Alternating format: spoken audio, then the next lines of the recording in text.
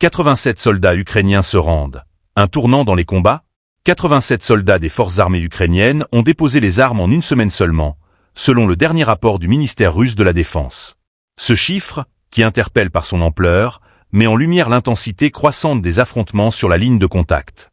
Les circonstances de ces redditions massives soulèvent de nombreuses interrogations sur l'état moral des troupes ukrainiennes et la dynamique actuelle du conflit.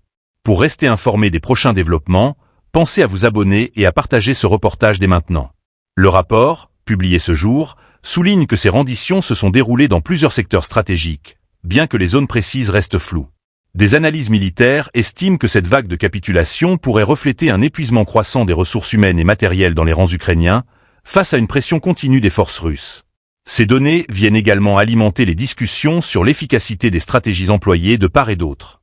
Pour Moscou, cet événement sert d'illustration de sa capacité à affaiblir l'ennemi par des opérations ciblées et une guerre d'usure, un argument clé dans le discours officiel.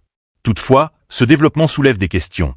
S'agit-il d'un acte isolé dans un contexte localisé ou le signe avant-coureur d'une tendance plus large? En parallèle, la communication officielle ukrainienne reste silencieuse sur ces redditions, une absence de réaction qui peut s'expliquer par des enjeux politiques et stratégiques.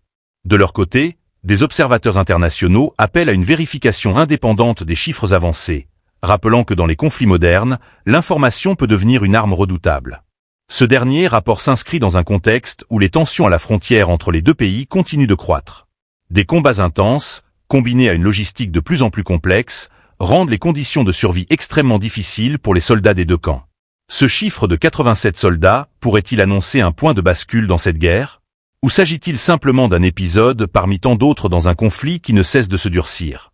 Une chose est sûre, chaque jour, la ligne de contact devient le théâtre d'une lutte de plus en plus âpre, avec des répercussions dont l'ampleur dépasse largement les frontières de la région.